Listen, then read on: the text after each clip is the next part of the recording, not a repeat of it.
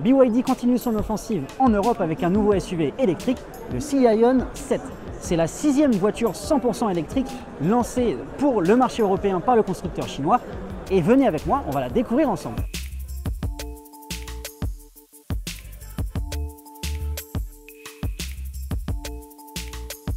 Niveau esthétique, la Sea Lion reprend les codes océaniques qu'on avait déjà vus sur la CLU ou sur la berline Seal. Ça passe par le design des feux. On retrouve des espèces de gouttes d'eau à l'intérieur. Ils sont toujours aussi effilés pour lui donner un regard perçant comme les autres modèles du constructeur. On retrouve aussi l'architecture du bouclier et de la calandre en forme de X mais traitée légèrement différemment. Et on a aussi des entrées d'air juste ici. Au global, pour un SUV, la face avant elle fait moins athlétique et moins robuste que certains modèles chez d'autres constructeurs, mais elle a un côté un petit peu plus aérodynamique et plus fluide. Et pour rester dans le domaine océanique, c'est un petit peu rafraîchissant.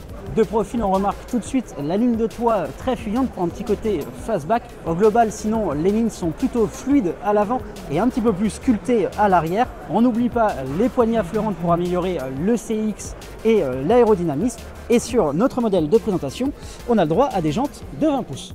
À l'arrière, c'est peut-être là que le modèle est le plus sophistiqué. On a le droit à un petit béquet qui vient surplomber une vitre arrière assez plongeante. Toujours pour ce côté un petit peu fastback, on a un petit spoiler, des petits éléments ici qui pourraient faire penser à des bronchis au niveau de la malle de coffre, le nom du constructeur. Et les feux aussi, on retrouve la signature lumineuse un petit peu en goutte d'eau, on va dire perlée, qu'on avait déjà vu sur la Seal, mais qui a été un petit peu retravaillée, qui est un petit peu plus anguleuse, là où la Seal est vraiment plus arrondie sur cette partie-là.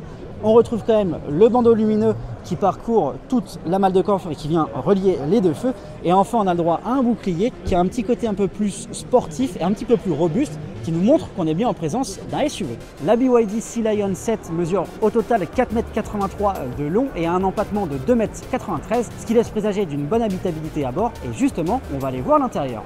Alors une fois à bord, pour ce qui est de la qualité des matériaux, je ne vais pas vous mentir, elle est très chic, cette BYD, on s'y sent bien. Il y a beaucoup de cuir, que ce soit sur la console centrale, les sièges, les contreportes et même sur le tableau de bord. Et d'ailleurs le tableau de bord, parlons-en, puisqu'il intègre une dalle lumineuse qui vient parcourir tout son ensemble et qui intègre lui le compteur numérique situé en face du conducteur. Alors je vous avoue que ce compteur, il aurait peut-être pu être un petit peu mieux valorisé sur cette dalle.